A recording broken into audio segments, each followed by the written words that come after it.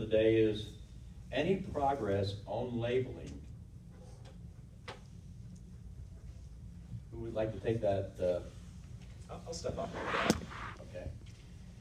This is a serious issue, as we talked about the large number of milk cows in my district and all throughout Pennsylvania. And in the early part of 2019, with several members of the congressional delegation, we wrote a letter to the FDA. Thank you. We wrote a letter to the FDA. Is that on? Yes. Requesting that imitation products be removed from the dairy counters, that plant-based materials are not dairy. It's simple. It's science. It's what you learned in 5th grade. You understand what the dairy comes from a lactating mammal. And in Pennsylvania, that's cows for the most part. And so we have taken that initiative.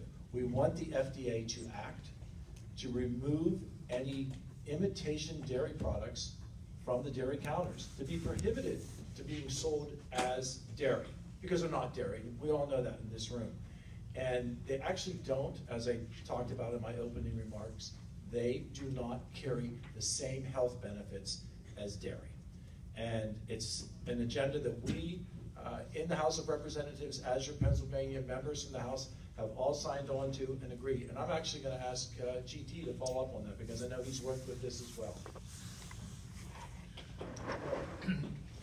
The FDA, probably, I lose track of time, but it's probably been a year ago, or more, they put out a request for comments on this issue of labeling. And it was promising on how it was released. Sometimes you gotta read between the lines of what some of the unelected bureaucrats, what they say when they ask for comments.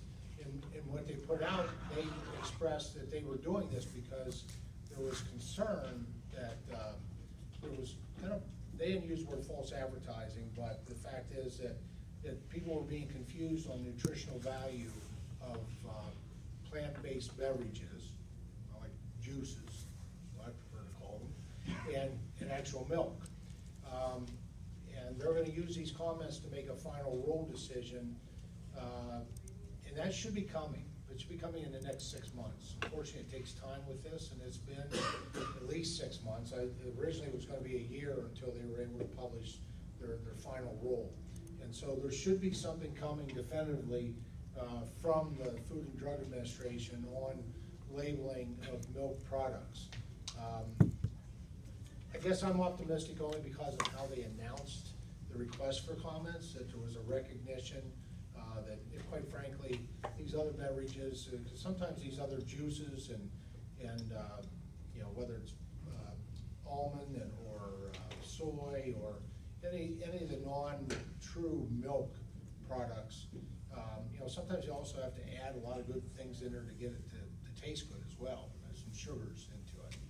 So we'll see. You know, we hopefully by the middle of this calendar year, the FDA ought to do a rolling. There is a piece of legislation in the House, I'm not sure about the Senate side, that we have put out there. I'm not sure that's going to go anywhere, but it's good to do that. I think it's important to send a message to the administration that we did put forward that legislation, you know, just to let them know that there are members of Congress that are concerned about it.